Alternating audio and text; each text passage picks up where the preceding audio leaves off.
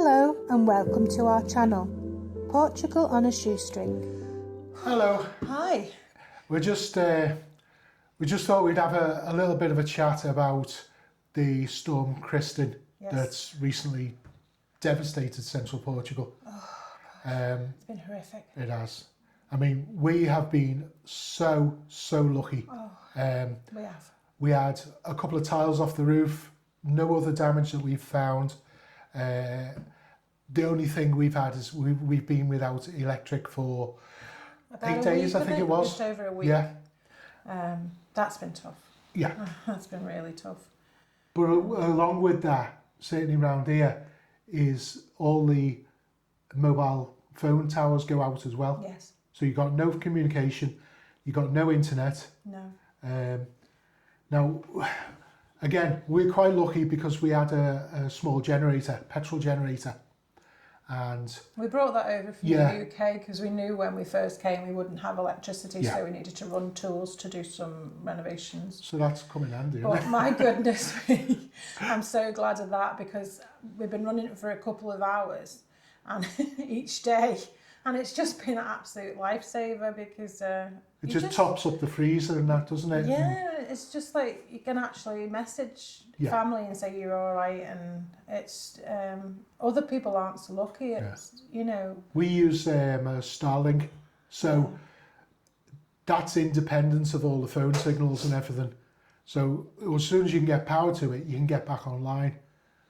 Unfortunately, that's at the other end of the building, so we had to choose whether we had the Starlink on or kept the food okay up. But we managed it. We got a few messages out. We let people know what was happening.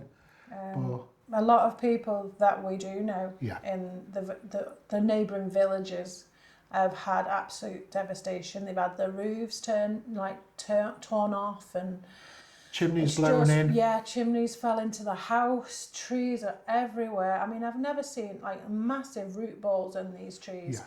There's been metal signposts folded over with the wind. I've just, in my lifetime, never seen anything like this before. I've got a few pictures I'll put on, but they really don't show it to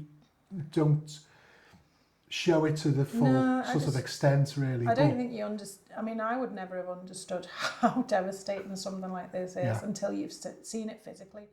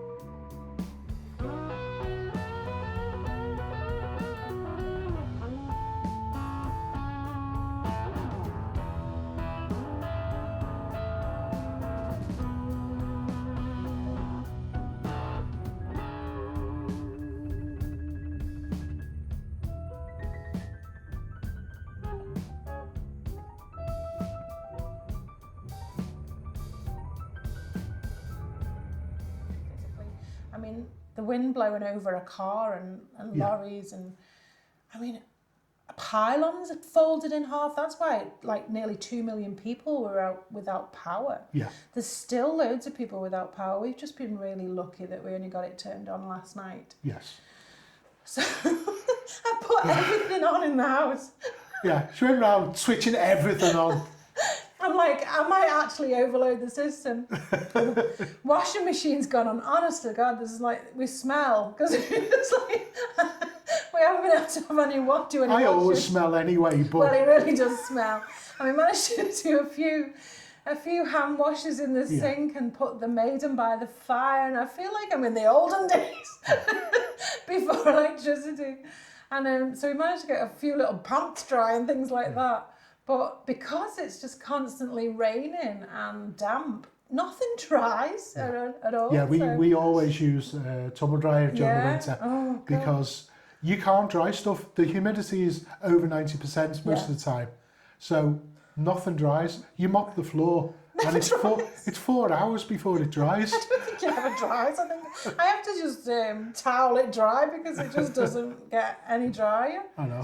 So I miss the dehumidifiers because you can just feel the damp in your bed and everything because the moisture just doesn't leave.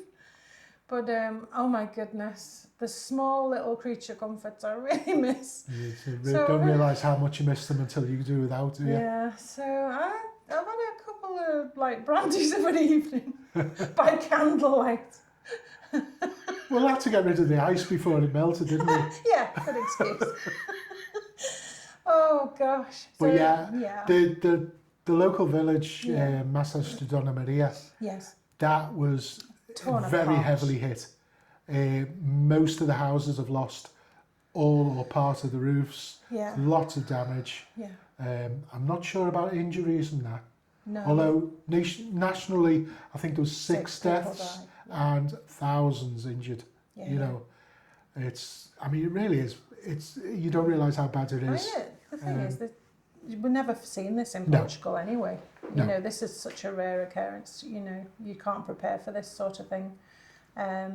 We've tried to help friends as much as possible, and luckily enough, Brian, we've got ladders, and Brian's helped him. Yeah. You know, do what you can. You know. And, you know, the fact that we've got internet, we've let friends come over and sort out insurance and that, because you haven't got internet to sort out your insurance to cover your roof and that. What are you supposed to do? So, you know, we've tried to help as much as possible.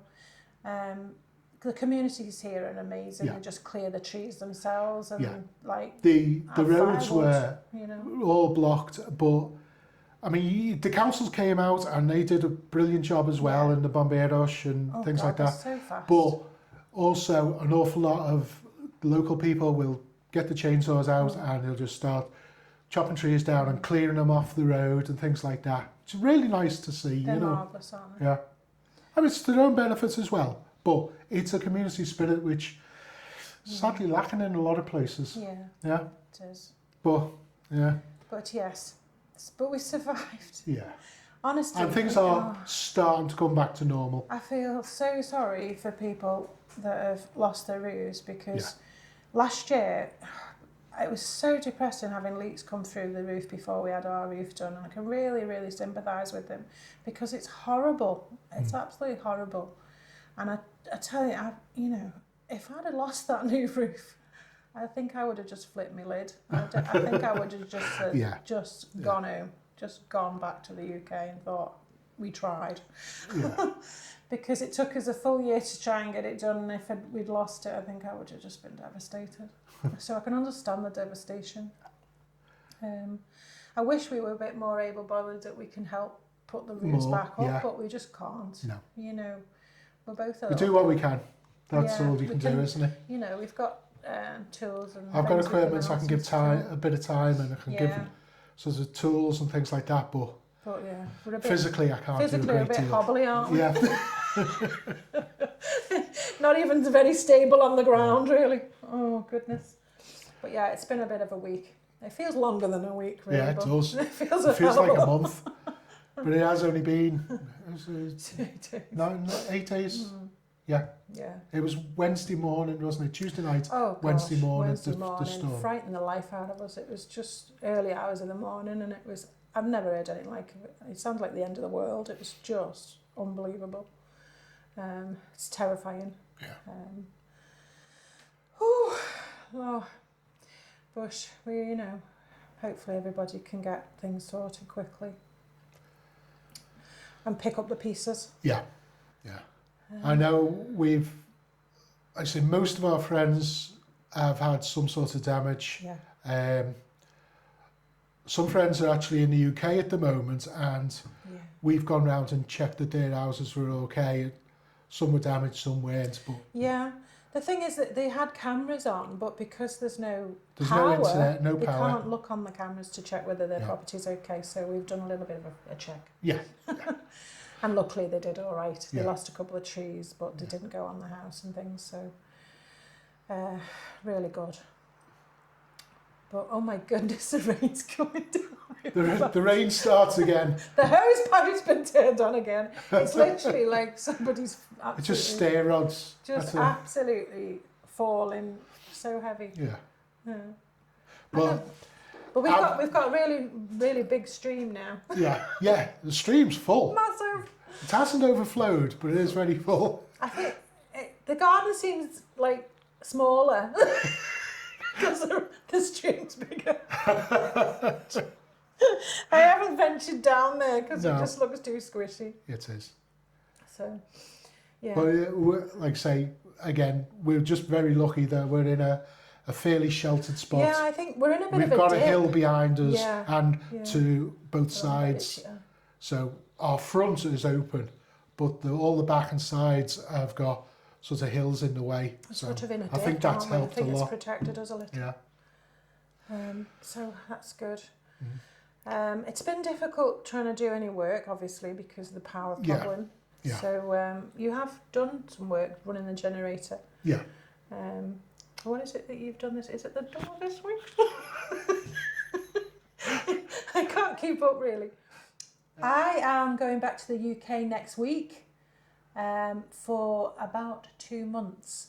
I am going to have a granddaughter in a couple of weeks, so I'm going over to help and snuggle and smell the baby's head because they smell amazing. My first and only grandchild, I think. So I'm going to go over and help with that. So we're not quite sure when she can have the baby. It depends. She's got a couple of complications, so we don't know. Yeah. So it could be as early as the week after I get there.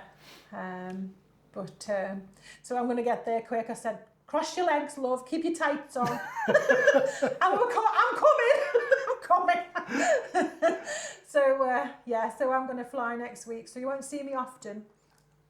You're going to be away for about 2 months. I'm going to be away for about 2 months. I will send some video footage of my new granddaughter when she's born. And a few little bits and pieces Brian can put in of me being at home in the UK. Of course, I'm having to stay here and just carry on slogging away day after day on my own. Oh, tiniest violin, anybody?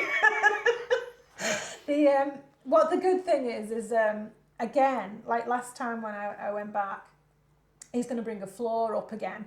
So I hate being around when it's all open to the elements. So it's best if I'm up the way. Yeah. Because when he's pulling floorboards up and it's exposed, and plus it's very difficult to live like that. Yeah. It's much easier if you're out the way. Yeah. Because there's just you can just sort out everything. I'm a stig. I'll just live in any squalor. Well, that's what I was thinking, but I never actually said it. But he just, honestly, he'll live in any state. He makes me feel like I'm a bit of a diva, but I'm just normal. You've heard the story of the princess and the pea and that, haven't you? I just want normal, level of comfort.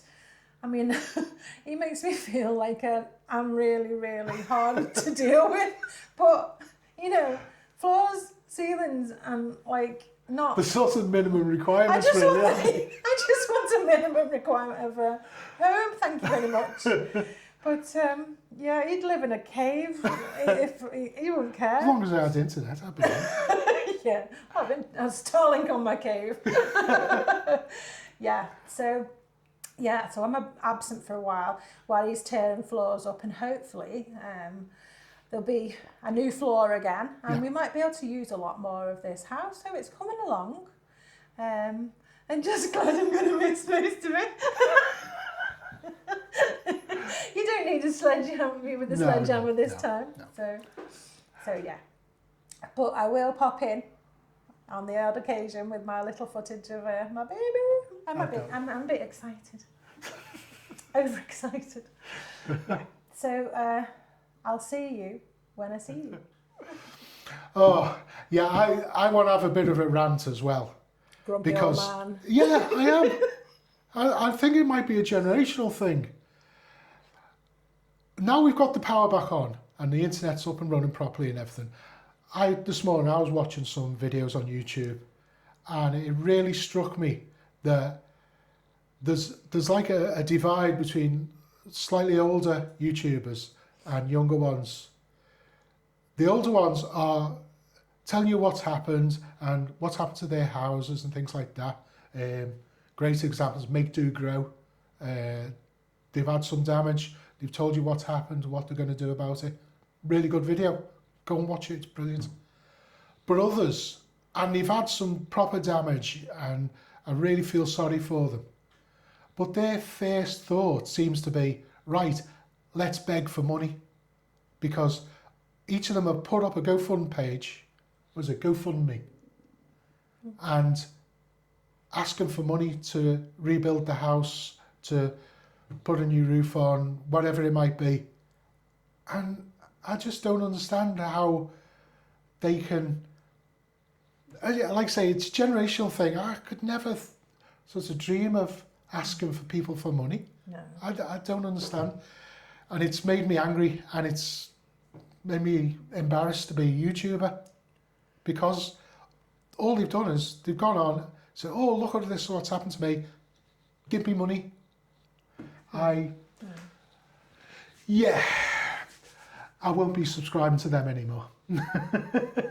So that's my rant over. Sorry. It's okay. It annoyed me. It really annoyed me. Annoy you. That so many people are struggling. Yeah. These people are decent sized channels. They're earning thousands a month. Can easily afford insurance, or can easily afford to do the jobs out of their own pocket. But they haven't bothered. They haven't bothered to get insurance. They haven't put money away for contingencies or anything like that. They just expect their viewers to just cough up money. And the sad thing is, they are doing. Anyway.